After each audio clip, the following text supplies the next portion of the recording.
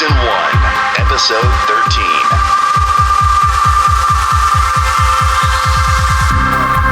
Welcome to Forever Break Podcast.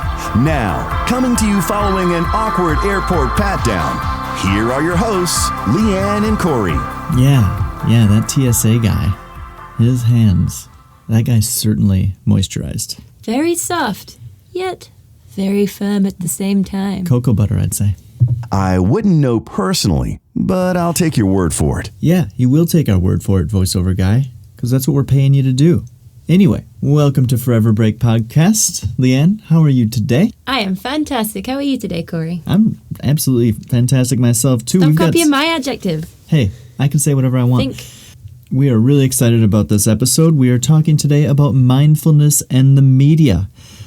We're going to be going over how does the media influence what we think about and how we feel about it, a little dive into social media and understanding it. And are you open-minded? How being open to alternate perspectives can give you more peace of mind, and how we can distance ourselves from the ever-influencing media. An interview with Mr. Chuck Jaffe, a longtime member of the media and a podcast host himself. He hosts the podcast Money Life Show, which you can find on any of the podcast platforms. Really great interview. Hoping you guys are excited about that. So let's get started. Quick quote. Today's quote is with Money and Spending, and it's by Jay Shetty. Failures are only failures when we don't learn from them. Because when we learn from them, they become lessons. Beautiful. Oh, thanks. You're welcome. Under the magnifying glass. So the media is interlaced with modern day living, from the news to the radio to discussions with friends. The immediate impact of the media is so apparent. But are you truly aware of where your opinions come from? No. No, not at all. I'm not surprised. After spending nearly 2 months watching American news, I'm kind of like, wow, you have to question everything and assume that nothing is real. Yeah, it's almost more of like these staged debates. It's just really, really difficult to find trustworthy news sources here, and I'm sorry that you've had to be a witness to it. You know what? Every experience is educational. We can't turn on the TV and expect to get accurate information. We need to engage our critical mind. We really need to just understand all forms of bias and question the agenda just to make better informed, more well-rounded viewpoints. Yeah, and I think it's something to definitely consider with that thought in mind is like the motives of why someone's giving you that information. So, big companies and corporations, they tend to pay off other companies to push a product or an image. So this can range from, we've talked about this in other episodes, pharmaceutical companies paying off the FDA, dairy companies paying the media to support and push the image of dairy being a health food when in fact it's the opposite.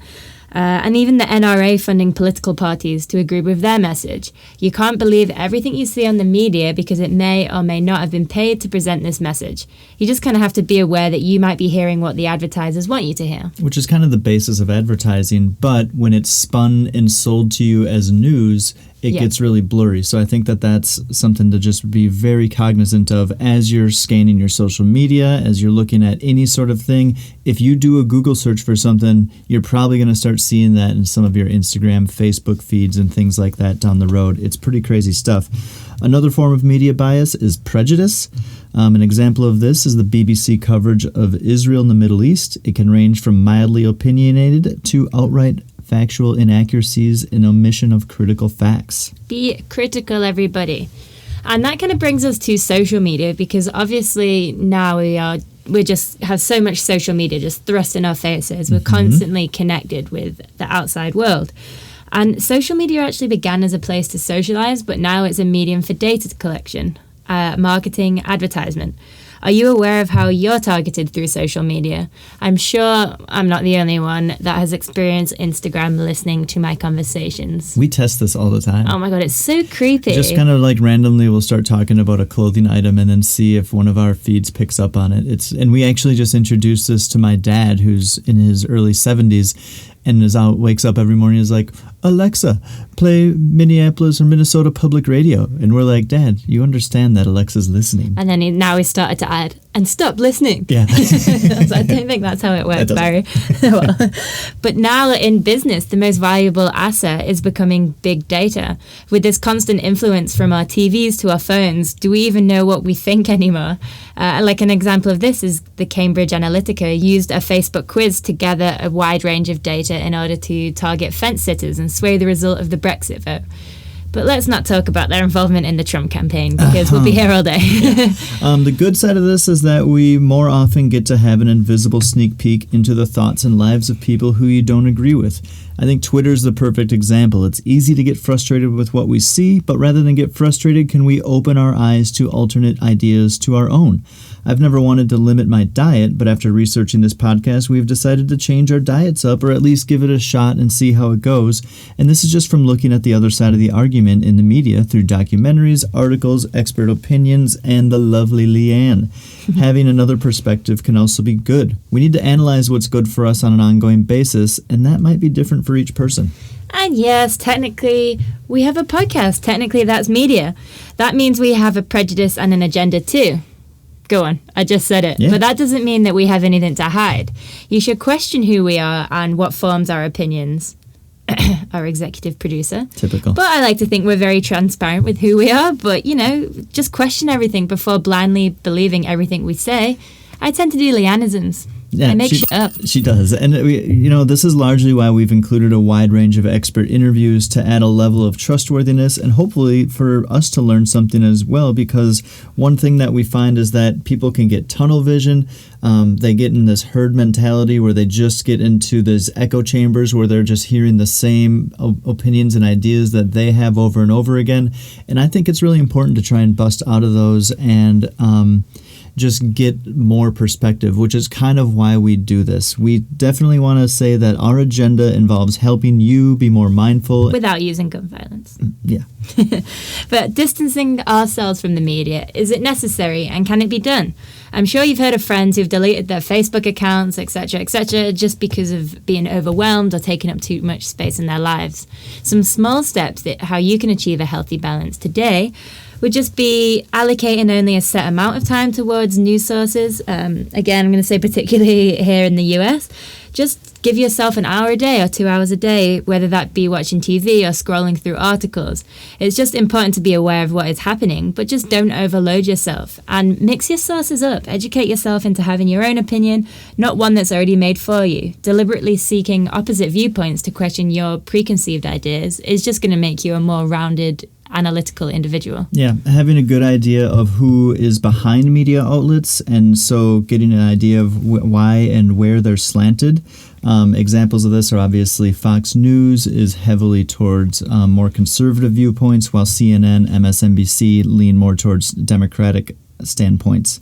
Allocating a certain amount of time for social media, as Lianne said, I think that that's really important, especially when we're in a situation like we're in now where you turn on the news and it is just one news story over and over again and you just get beat down with it. I don't know about you guys, but I get really bored. So it's just been a really good time for us to do something like work on a podcast, practice a new skill, do something to do your self-expression. That's one of the things that led us to doing this season of the podcast, is just because it was like, let's start thinking about other things that we can do, because all that we're being surrounded with all the time is just this chaos of this pandemic, which is important to be knowledgeable of, but I think it's important to escape it as well. Interesting interview. So today we have the pleasure to speak with Chuck Jaffe. Chuck is a longtime member of the media, a current host of the podcast Money Life with Chuck Jaffe, and formerly the president of the Society for the Advancement of Business Editing and Writing. He has played the role of media critic many times in his career. While his primary focus is the business media, Chuck's longtime connection with the media makes him the perfect guest for our topic today. Hi Chuck, welcome. How are you today? I'm well, thanks for having me. Thank you for being here. So I'm going to start you off with just a bit of a background question. So just give us a background on what exactly it is that you do within the media. Well, I'm a syndicated financial columnist. So to the extent that newspapers still exist and that they run things that are not local, which is not a great extent anymore, I write columns that appear in papers across the country. Once upon a time, it was about 100 papers across the country. Now it's about 10 papers across the country. But I write a column on personal finance, money, and those things. And then I'm the host of Money Life with Chuck Jaffe, which is a daily 1-hour radio show and podcast all about money and more.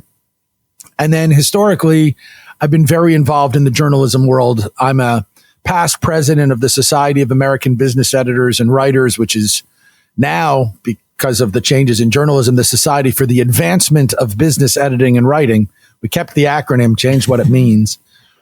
But that has also put me in a place where I'm a frequent guest on various things to talk about media and media criticism and the rest. So whether it's because I'm involved in it or because I consume it or because I talk about it, I'm all over the media in different ways. Let's go for the trifecta. Yeah. Good to pick the brains off. Absolutely. So being that our season here is just kind of the overall arch of it is mindfulness. Just kind of curious, what do you personally do to be mindful of the media that you're exposed to? Just because obviously in today's age, there's so much out there. Well, for me, it's trying to find trusted sources. And as a journalist, one of the things that has happened is that the way people source stories and the way people work stories is very different.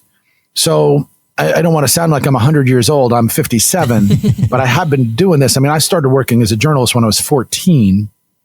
You know, when I was first getting into business journalism, you lived and died on your contacts. And today, well, I think people don't care that much about it. You'll see all the time folks saying, oh, I'm looking for a source on this story, or I'm looking for somebody to give me quotes for this. And when I see that, I know that it's often bad journalism. So I'm mindful of the sources, of where the sources have potential conflicts of interest, and where the journalism is maybe meeting new standards, but it doesn't meet the classic standards that I want to see for feeling confident that the information is good. I mean, let's be perfectly honest. We can play games with statistics.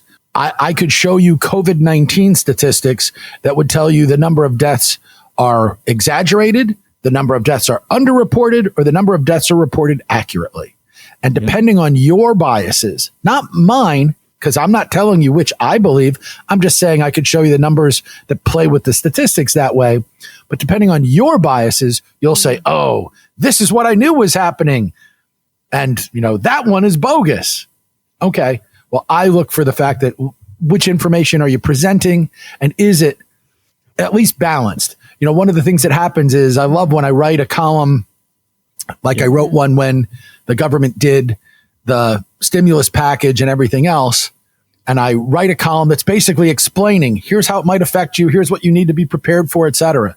I take no political sides in it because to me, I'm there to help people get the most for their money. What do I need to do? What do I need to be thinking about, et cetera. And yet my mail runs 50-50 and hot with half the people saying, why are you supporting what the Republicans are doing? And the other half going, you know, why are you so far on the left? Well, that tells me I've done my job right.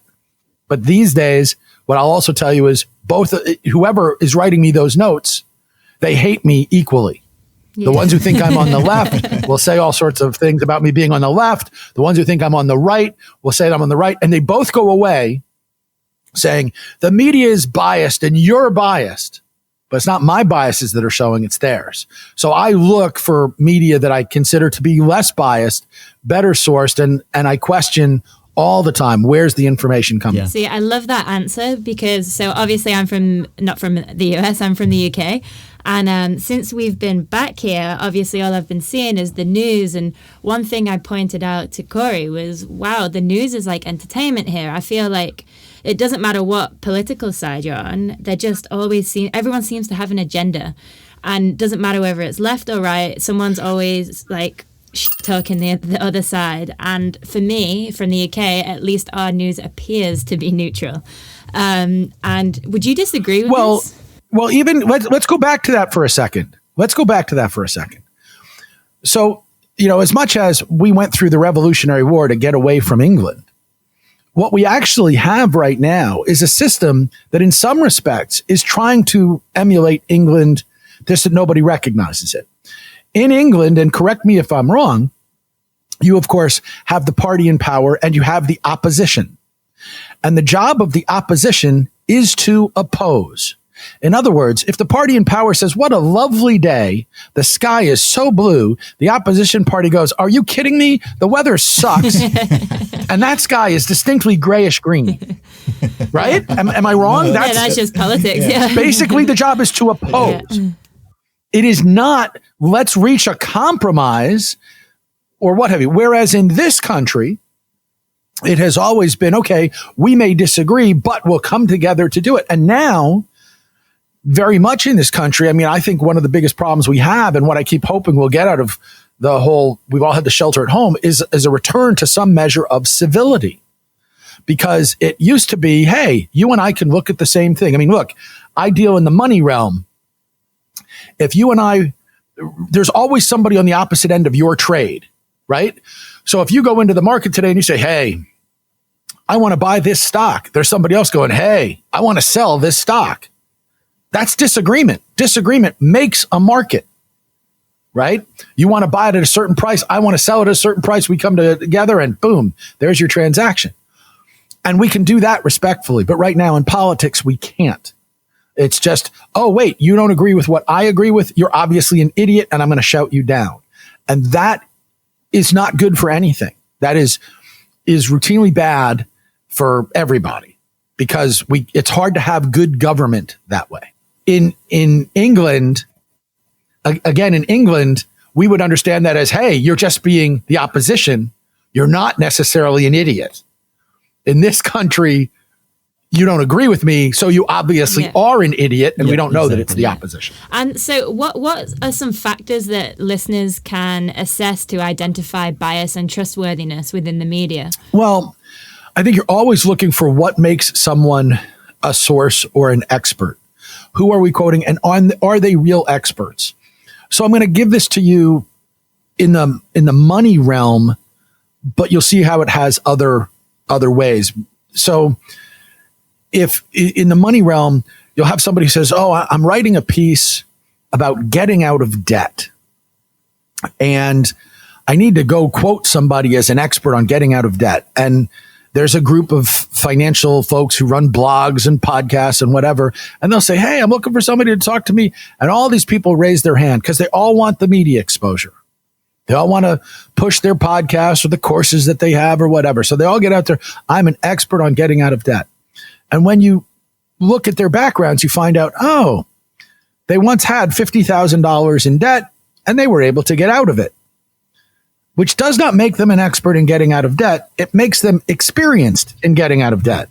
They are also experienced in how to screw up your finances and rack up 50 grand in debt, right? I mean, they did both sides. There's a difference between experience and expertise. Yep. Yeah. And I think we need to, as a general rule, look and try to see, is the source that we're getting our information from valid, and is the question valid? Start not just with the trustworthiness of the media, but are they doing things that are basically clickbait? Because clickbait's not usually the most trustworthy. Now, if you're digging in deeper, you know, there are sites, very popular websites that I'm sure you see advertised all the time, where they say, hey, we'll help you find the best credit card issuer or the best bank account.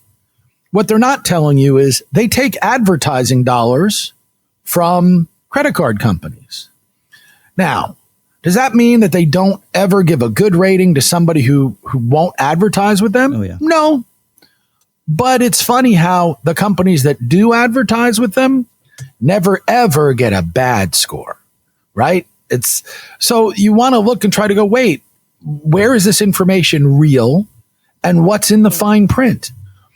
You know, these days, people react when you want to talk about trustworthiness. Yeah. Read the headline and then read the actual story.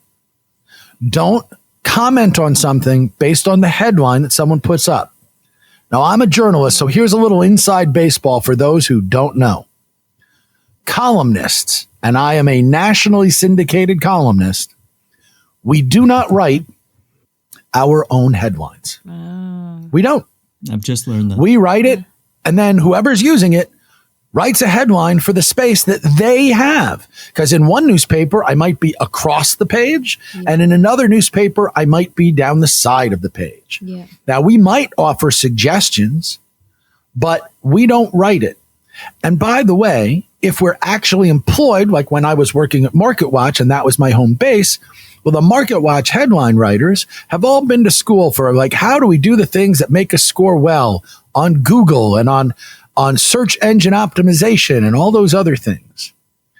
So every now and again, you get a headline and it's summing up, an 800-word article, and the headline says one thing and the article is much more reasoned. Well, that's not a big surprise. You can make a lot more reasoned arguments in 800 words than in 7, right? And so if you only react to the headline, and by the way, we know that, on an average story, people read about 19% of it. There's been studies done. And again, there are other studies that will say it's a little bit more. But so great, if I put a really smart point at the bottom of my column, that's really important before you call me an idiot or don't trust me, or also maybe it's really important that you know it if you're going to believe everything I say, you haven't read it. And I think so often people, if you want to know that you can trust it, you've got to try to look and go, hold it. Where's the flaws here? What's the issue, et cetera? And all that happens mostly is that people get knee jerk and react. I want to try and talk to you a little bit about, because you have such a long history in it. And I think that obviously things through your lifetime and your profession and your time in media have changed so drastically. And I'm going to kind of combine two of our questions here because I think they go hand in hand. So I think that the idea of being first to print is something that is getting more and more relevant as we continue to get more into, people are putting things out on Twitter, on Facebook, and that kind of leads me into how has social media platforms changed the media industry with this kind of first to print mentality where it's like, talking about what you said, we've got to have the headline, we've got to grab them. But I think a lot of people are just scrolling, seeing the headline, that's what they take out of it, and then they just keep going on. They hardly ever get into the meat and potatoes of it.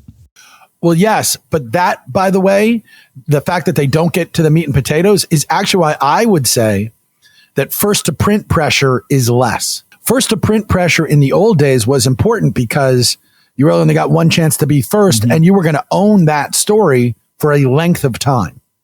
Today, first to print pressure is only for a few minutes, because if you and I are battling over the same story and you come out with it first, but I come out with more details, or I've done different and better reporting, as the story comes out, I can become the definitive source. In the old days, you were the definitive source, not just because you were first, but because whoever was second by a long distance. So I think there's a little bit less. What you now have is how quickly can we react? In other words, you hear about a story and you have to say, let's talk about it right now. And you're doing it where the facts are in abeyance, where you're doing it on, it's interesting. You talk about social media. So when I was working at MarketWatch, one of my annual go-tos, actually still an annual go-to for me, is the Morningstar Investment Conference. Morningstar is a big research firm in Chicago, and they hold a great show where they bring in really smart folks. And at some point they said, well, hey, Chuck, could you cover the speech by Bill Gross, the greatest bond fund manager in the world at the time? And while you're at it, could you also live tweet it for us? And my answer was, no, I can't do both. And they said, why? And I said, if I live tweet, I'll be taking what he says and typing it as fast as I can, but I won't be taking it in. I won't be able to analyze it. If you want me to be a columnist trying to go, what's he really saying? None of it's going to sink in. Now, maybe that's because I'm a Luddite and I don't have those multitasking skills that everyone wants to brag about. Or maybe it's that those folks who multitask are if you know the baseball term, they're utility infielders. A utility infielder is a guy who can play all positions. But if he was good enough to start at any position, well, then he'd be called, your third baseman or your second baseman. Instead, he's called your utility infielder, right? So that's a, jack of all trades, but a master of none. And I'd rather be the master of my trades. And so I think the real thing is, we need to react and we need to fill time. And it's not just social media, but 24/7 media that makes it kind of crazy, gives lots of space to fill. And when you have space to fill, something's going to fill the space. It may not be something good. And I mean, our generation now, we have so much more access to information than we ever have before. But censorship is still such a hot topic. And in your opinion, are there certain topics that should not be covered by the media for public consumption? Or do you think transparency is a way to keep these authorities accountable? I'm thinking in terms of WikiLeaks and the distribution of classified military and government communications and things like that. Let's first go back. And in spite of what you may have heard out of Washington recently, where they were talking about how things like Lysol and Clorox might be good disinfectants, sunshine is the best disinfectant. Okay. By the way, if we could shine sunshine where it needs to be, we would see all of our politicians' tax returns. That's why that's a big deal. And we would see other things. So do I believe that, and by the way, that's not a political statement. That to me, I think we should see it for everyone. I believe that sunshine is the best disinfectant. Let's go every place we can. So transparency is important. And I think it does keep authorities accountable. It is essential. And when you get away from it, the consequences are big and they are horrible. Now, does that mean we should be putting out classified military documents? No, I don't think we should. But I also don't think that things need to be classified necessarily as long as they are. I do think we have to weigh the public good.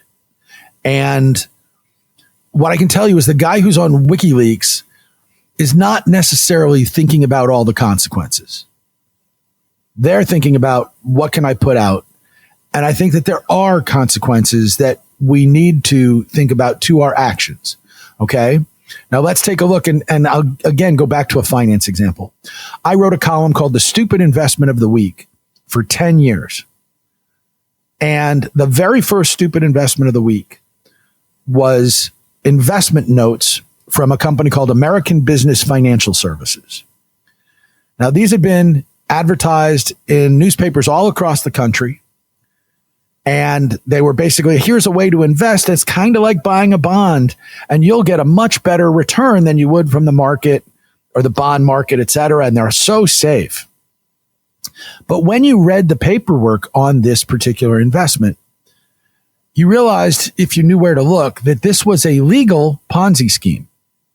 It literally said in their documents, if we can't sell more, we probably can't pay you back. So in other words, I need the next guy to buy this so I can pay the last guy back, and I need the next guy to buy after you so I can pay you back. That, my friends, is a Ponzi scheme. Yet it had passed regulatory approvals and everything else. Now, these guys had millions of dollars. And a funny thing's going to happen when you write a piece that says this is not just the stupid investment of the week. It is by definition, a Ponzi scheme that somehow regulators approve. Yeah, I guess because they have it in the writing, is right? Everybody who's got money in there. Yeah, absolutely. But everyone who's got money in those investments is about to lose whatever they've got. Because once you question it, especially in today's world, well, now there'll be a Google search. And the person who was going to be the next one to put in money searches, finds my piece and goes, wait, even if this guy's wrong, I don't think I want to take this chance. All right? trust is gone. So I saved all the people who hadn't put money in. I saved them from buying a terrible investment. Yet my reporting was going to guarantee that certain people who held it could potentially lose however much money they had in there. So you better understand that there are consequences to your work. Now, mind you, again, I had people who wrote me and thanked me for saving them. And I had people who wrote me and called me every name in the book because obviously they had been doing well with it. How could I not see that this was the best thing out there? Well, I saw that it wouldn't stay the best thing out there. So again, and that's just an example of consumer-oriented journalism. It's much different when you start to talk about life or death, when you start to talk about who's not safe anymore or who can use things. So there are things that I don't think we shouldn't be reporting on, but I think we should be reporting on them carefully. And in a world where there is much less editing, where it is much easier to hit send and put it out there and potentially have an audience, I think that is the bigger issue. And it's not so much censorship. Censorship is never good, but it's more just, who is going to be the gatekeepers? And having gatekeepers is still important. And we see that a lot in social media. I'm curious about just kind of a little bit more. I love when you talk about what you're doing specifically. And we really liked a statement on your site that says that your style of journalistic history has been comforting the afflicted and afflicting the comfortable, which is really what you just gave us a great example of. I mean, are you kind of just like a Batman or Robin Hood of the financial world? Are you taken and then given to the people who need it? Well, no, but that comment comes from H.L. Mencken, famous newspaper editor, who said the role of the media is to comfort the afflicted and afflict the comfortable. Now, I'm going to tell you this, you'll like this example. We're going to get way away from business and finance, but we're going to go back to social media. My favorite example ever of how social media can affect change and be interesting involved my oldest daughter. Now, she's now 28. And when she went to college, she went to a little school called DeSales University. It's on the other side of the mountain from Lehigh University in eastern Pennsylvania. And it was named for St. Francis of DeSales. So it's a Catholic denominational school, although my daughter's not Catholic, and, named for St. Francis of DeSales. So when my daughter got to school, she was 19. She's now 28. So, this is 9 years ago, 18, 19. She and a friend made a Twitter handle at Frank of DeSales. And they used a picture of St. Francis. And they made the bio 3 words: don't, period, have, period, sex, period. That was their bio. And the friend transferred, left after the first semester. And they really didn't know what they had.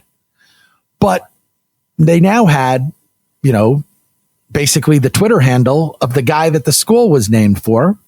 And my daughter tweeted with the sensibilities sometimes of a post-teenage girl and sometimes with the sensibilities of a 65-year-old filthy old crank. She kind of adopted at times the personality of St. Francis from different statues that he was on campus, right? What you could see and what have you. And my daughter is a rules kid. She loves rules and structure and the rule books. And she's the kind of kid who would read the student handbook and then go, hey, they just opened unisex bathrooms in this place. How's that possible when men and women are not allowed to be in rooms with closed doors, according to this article of our thing?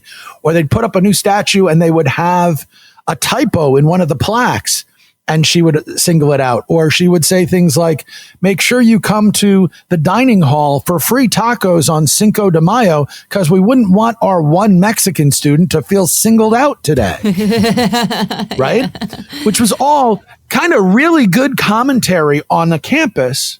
And she was comforting the afflicted, the students. How bad is the food? How dumb is the administration? And afflicting the comfortable.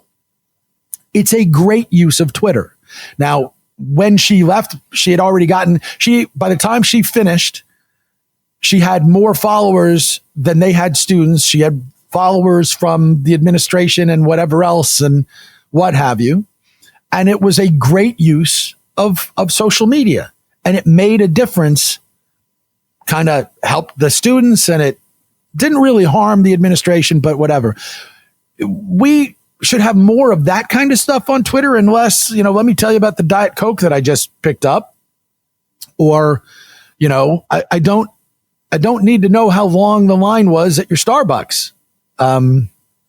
It's just not valuable information to me. So, I think social media has changed a bunch of things, but it can still be the right thing. Social media is still media. And if it's done in media ways, you can still comfort the afflicted and afflict the comfortable. And as for me, I wouldn't say I'm like a Batman or a Robin Hood or whatever. I would say that I've tried to be throughout my career the consumer or the investor's proxy in the financial world. In other words, I would like to believe I know the things or have learned the things or have access to the expertise that you may not have access to. So, when we were pointing out the stupid investment of the week, we never called investors stupid. But, you should know that equity indexed annuities, they're bad investments almost 100% of the time. Yet they are incredibly popular in this country. And I can rid you of that notion pretty quickly just by showing you what goes into them and how they, work or don't work, depending on how you want to look at it. So that's really more my job. I'm not trying to, rob the rich and give the poor. I am trying to make sure that you are armed, that somebody has to read that prospectus to know that that thing that was advertised in your newspaper, it's bogus. Yeah. Well, we appreciate that because I've tried to read some prospecti and it is not an easy venture. Nope, definitely not. Well, let's move on to our next question. So we both love the power in seeing both sides of an argument. I think there's definitely, I think it's just so important to understand both sides and just to educate yourself accordingly. So how difficult is it in the journalistic world to keep an open mind and put your personal opinions and beliefs secondary? Well, I don't find it difficult at all because I'm intellectually curious. I also tend to believe that, have you ever been to Boston? No, I haven't. No. Okay. Well, if you may have heard about Boston drivers. Okay. Boston drivers are particularly difficult, right? So if you are here, if I wanted to teach my kids how to drive in Boston, I would have said, never use your blinkers. You know why? Because you don't want the enemy to know what you're thinking. Wow, it's so scary. Right? It's a cold, dark world out there. To me, I want to know what the other guy's thinking. I want to know the other side of the argument. As a journalist, even if I want to be biased, even if I want to show what I know, I find it better to know both sides because I can frequently counter. There are plenty of times where you'll be writing something. You go, I can hear what somebody's going to say. As I'm writing this thing, I can hear what my critics are going to say. And if they get you on substance, that's bad. One of the things that happens is that because we're all out there and I'm not thin, I am in shape because we learned in kindergarten that round is a shape. So I'm in shape, but I'm not thin. So when somebody dislikes, like when I would write stupid investment of the week, if you want to attack me because I'm heavy, well, I can lose weight. But you're not going to get any smarter and your argument's not going to get any better. And, to me, the, hey, you're fat. Okay, cool. Those are easy to discount. Got it. No problem. You've shown where you are intellectually. But when somebody comes in and goes, wait, hold it. Your research was bad, or you didn't see this, or you haven't seen that. That's where I think a good journalist wants to know both sides. I talked a little bit at the beginning about how folks will seek out help and they'll say, oh, I need somebody, I'm looking for somebody to do this on this story. Well, frequently there are writers who will say, I'm looking for a quote to add to a story about whatever I'm working on. And they'll put a Google document together and they'll invite different people to come in and submit a quote. It is the worst form of journalism. Why? Because they've shut themselves off to learning things. I've had times where I'm listening to this, reading somebody saying this, and I'm like, you don't actually understand the story that you're writing. You think the story is the fork on the road to the left, but the more interesting one in this story is the fork on the road to the right. Now, if I tell you that, well, you don't have anything gathered to go to the right, so you're not, and I don't mean politically right, I'm just talking about two different directions on the same story, but you don't have the wherewithal to go in that direction because you haven't talked to anybody about it. You've got a deadline, it's approaching, you're looking for a story, a quote that fits your story. In other words, let me do the narrative, and then I'll add a little credibility by having somebody who enhances my narrative. I'd rather go the other way. I'd rather say, hey, what do you think the story is here? And then when you give me that story, I go, oh, it is in the direction I thought it was going to be, or maybe it isn't. So to me, I find it, I'm always looking at all sides of the argument. Is it difficult? No, but that's because I don't let folks influence me. I'll give you one more example that just occurred. We're talking the last week of April. On my show earlier this week, I had a guy who works for a firm that, oh, by the way, correctly forecast the market crash of 1987. They've been doing this for a long time. And he and I were talking about, everybody thinks, oh, the market tanks, you buy on the dips, et cetera. And he goes, you might want to buy, but you shouldn't think of what you're doing now as a low risk buying opportunity. In other words, hey, the market bangs it all down. I just go scoop up a little everything because it's all going to go back up and it's just low risk to buy when the market's been beaten up. So he's like, nope, it's high risk. It's really difficult. The next day, I have a woman on who is the founder of a small mutual fund company and one of the brightest minds in the investing world. And she says, are you kidding me? There are some really, really good low risk investment opportunities. But oh, by the way, you're going to be going where the blood is running in the streets. Go buy the cruise lines. Go buy the airlines. Go buy the hotel companies if they're the best ones and their balance sheet is spectacular. Cruise lines that, if they didn't make a penny for 2 years, still have a good balance sheet. And those things exist. Well, okay. One person is looking at the market going, nothing low risk. The other one's saying, yeah, it's low risk. You just have to go where, by the way, if I asked you, and I don't believe you guys are, particularly savvy investors, you haven't said anything about it. If I asked you, what would you think like the riskiest business you could get into right about now would be? You'd probably tell me, how about cruise lines? Yeah. Or hotels, right? Yeah, definitely. Yeah. So again, it's how do you look at risk? It's important that you understand all sides. Now, if you then want to invest, you have to have the courage of your convictions. And at that point, you're going to rely on which of those people do you trust, which made the most sense to you, what does the rest of your research show, and all the rest of that. So if you don't keep an open mind, you're shutting things off. And when that happens, well, at some point, you're going to be on the wrong side of the equation. So to me, it's easy. And in a journalistic world, it kind of becomes, don't care who hates you. I'm an equal opportunity offender. So when I wrote that piece on the stimulus stuff and half the folks came out and were assailing me as being biased on the left and the other half assailed me as being biased on the right, I thought, wow, did my job well today, didn't I? Perfect. Yeah. Yeah, split the middle. I think that's perfect in the terms of just kind of keeping an open mind.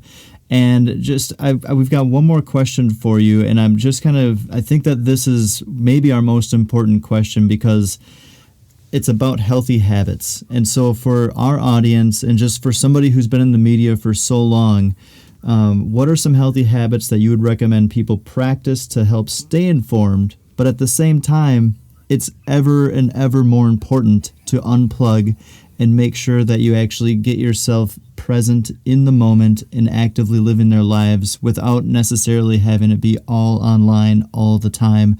And I'm just kind of wondering, from someone who's obviously gone through that transition in the media of, waking up and getting your newspaper and having a cup of coffee and reading it and getting your news that way versus I can just be doing anything, hop on my phone and start looking at articles. What is the best piece of advice you can give for people in today's world? I do think that unplugging is important. I do think that whether it's in the media or in life, let's not confuse what's urgent with what's important. So for me, I have daily deadlines. Those daily deadlines are urgent, but the things that I most want to get done, well, they may not involve those daily things. I have a day-to-day show to put out. Sometimes I'm trying to write stuff or work on stuff that has bigger impacts and longer shelf life or whatever. So I think at all times, remember what's important. And if you start to think about your life and you think about what's important, okay, your health is important. Your family is important. Those sorts of things, your ability to enjoy it. Cause nobody's going to get to the end of their life. If God forbid anybody gets a terminal diagnosis today, chances are pretty good that they're not going to get that diagnosis and go, damn it, there was so much more work I wanted to get done. Yeah. Yeah, right. So I really wish I could have worked a few more hours every day of my life and even folks who really love their work like I do. It's not about that. You want to try to find the right thing. So I think some of it is find the priorities.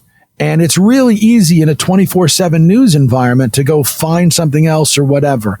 Look, if you need to get out and get your rage off by picking on somebody on Facebook or whatever, because they totally take the opposite side, knock yourself out. Okay. It's going to happen. But ultimately, most of this stuff is smoothed out in the long run. And that's what you want to keep in mind. I have lived through Black Monday of 1987. I'm old enough to have done that, which for any investor alive today, it's the worst day in stock market history in their lifetime. Because there's nobody alive today who was investing when the market crashed in 1929. I know that was only 91 years ago, but you'd have to be 120 right now. Because you remember, you had to be basically, or 110, you had to be 19 years old to be investing in securities. So, to be an adult and investing in 1929, you'd be 110 right now. So nobody alive who was investing then. So Black Monday, when the market lost 22% in a single day, right? Worst day. An adult, yeah. For as much as people today were like, oh, the market's going down 1%, 2%. Do I want to get out or what have you? No one I know who was in the market and couldn't get out of it, even if they wanted to, on Black Monday, which was now, 30 plus years ago, 33 years ago, 87. Yeah. 33 years ago. If you were in your 30s then, you're not age 65 now going, man, if I just hadn't been in the market on Black Monday, I'd be able to retire right now. But now I have to work 3 extra years because I was in the market then. Over time, guess what? Black Monday was just another day. If you position properly, whether it's your money or your life, pretty much everything is just going to be, not that big a deal. In the minute, there's a reason why we say, years are fast, but days are long. Years are short and days are long, right? Every day it's like, oh, I got all this other stuff to get to. And then you go, wait, where'd the year go? Well, that's what's happening. And by the way, you can see some of that right now. I don't know you personally, but I'm willing to bet that somewhere in your house, you've got something. It's a pile. It's a pack of old pictures. It's whatever you've got that you've accumulated where you've been saying, hey, if I just had a little bit more time at home, I would get through this stuff. Have you got one of those? What's yours, Corey? I've got a storage unit. Have you gotten through it while you've had more time at home? No. Okay. And the fact is that for the vast majority of people, they've got something in their house. Oh, I wanted to go through those pictures. I wanted to do this. I want to do that. And I would do it if I just had more time at home. When I've got more time at home and you haven't done it, And that means the problem's not time. The problem is you and your priorities. And I think that's what we all need to remember is that, you can decide that you're going to, I've got a friend of mine who is constantly on social media, and I love reading some of the things that he finds because he does find some really interesting stuff. But seriously, if he asked me for life advice, I'd be like, dude, stop, get a life. Like, hey, all the people, all the people who I play volleyball with. Why aren't you coming to play volleyball and have a drink on a Thursday night? Stop doing what you're doing and just when we're entitled to do it and the beaches are open and whatever. And obviously not now, but why aren't you doing that? Instead, you're basically rage tweeting and whatever. Stop that. We don't need that rage. That's not good for anybody. So to me, that's what you want. Focus on what's important. Or, there's a Venn diagram where, there's things that matter and there's things that you can control. And there's a very small overlap where it's something that matters and that you can control. That's a good place to focus to. Focus on the important stuff, not the urgent. Focus on the things that matter that you also can control. Yeah. Nice. That's really good, Chuck. That's good. That's just good sound advice for anybody in pretty much any situation, because if you can't control it, why are you wasting your energy on it? And I will say that you pinned us. We are not that savvy of investors yet, but I'm a new recent subscriber to your podcast, so I hope to be. So pressure's on you now. Maybe you'll get an email from us next week. Well, and what I'll tell you is this. I will give your audience just a quick thing on my show, not to plug it too much. But we do an hour of financial talk a day. Now, it is often issue and market oriented. So you may find if you like market talk, you don't have to be necessarily an investor or a big investor, because you may like the market talk or the authors that we speak with or the economists or what have you. But what I also think of about my show is that there are plenty of shows out there that, if your big issue is not, I need to invest, your issue is, I need to get out of debt. There are plenty of good shows that are going to help you. And they're not necessarily my show, but my show is what you're going to graduate to. So if you find that my show is not necessarily over your head, but if you go, wait, it doesn't apply to me because I need to get to where I've got more to invest, or I need to get out of debt before I can really invest, then go to those others. And when you're done, we'll still be there for you, because we just celebrated our 8th anniversary. Oh, that's awesome. Congrats. And it's moneylifeshow.com on any of your favorite podcast platforms. Money Life with Chuck Jeff. Fantastic. So hear that, everybody? If you want to be a money whiz, head that way, and hopefully Chuck will give us all some good investing advice. Yeah. Well, thank you very much for your time, Chuck. It's so appreciative to talk to somebody who just has been around it for so long and just has such a good open perspective, and it's not something where you feel like you've got to be pushing one way or another, and that's awesome in today's world. So thank you so much for your time, and we hope to talk to you again someday. I look forward to that conversation. Thanks for having me, guys. Interview digestion. Thank you so much, Chuck. Lianne, give me a couple things that you just pulled out of that, because he had a lot to say in terms of his expertise, which is the financial section, but I also think that just his overall experience being in the media since the early 80s has given him a very big and just vast lifetime of an experience. One of the most important takeaways that I had from it was when he was talking about transparency and just how important he really views that is, but it needs to be done with some caution. What do you think? Yeah, I completely agree with what he said, because, I mean, transparency is great, but we all know that there's some people that can't quite handle the truth, or I think from our kind of cultures, we're from a very entitled country. Both of us are from very entitled countries, and you can even see that in the whole protesting for the quarantine and attacking nurses and doctors, things like that. And I just feel like, obviously, transparency is amazing, but there just needs to be some kind of, like you said, a gatekeeper, someone who isn't morally inept, isn't able to be paid off to sway to this. And I think that's something that's so hard. Do you find these differences, because you've been exposed to our media, you're welcome, for the last couple of months here, give me some of the differences that you think is going on between the media that you've grown up with and what you've been seeing here? Yeah, because obviously I think that our media is just as messed up. I just think that it's harder to get that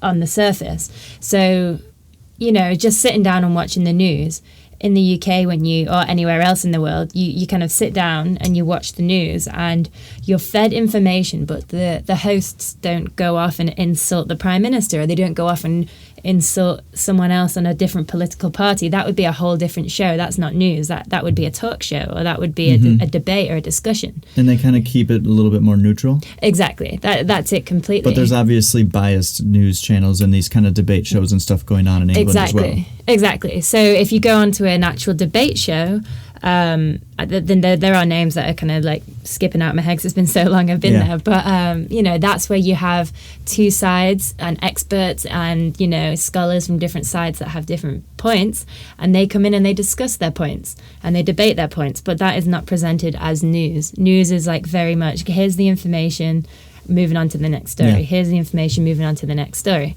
But I will say, with having Chuck on, how amazing is it that one of our guests was threatened to be sued by a president? Yeah. Even though he wasn't president at the time. But wow. It seemed like it was one of his proudest achievements. Oh my God, I'm proud of him. But I think that's something that's really refreshing to hear as well. Just everything that Chuck kind of covered there. And, he gave us a lot of information, particularly in the financial district of investing and stuff. But that there are honest, genuine people out there, and there are people that really want to, give out the truth, and they really want to. They don't care. They're like, no, this is how it should be done, which I think is amazing to see and hear that those people do exist in the media. Yeah. In short, find yourself a journalist who, like Chuck, wants to get equal parts positive and negative feedback from both sides, because then he feels like he's doing his job right, and also doesn't go and look at how many clicks their article might have had, doesn't think about how many people are reading it, just wants to write it because it's an important story that they feel like should get out there. After they write it and it's out there, whatever happens, happens. It's not about the ego. Exactly. It's not about the ego.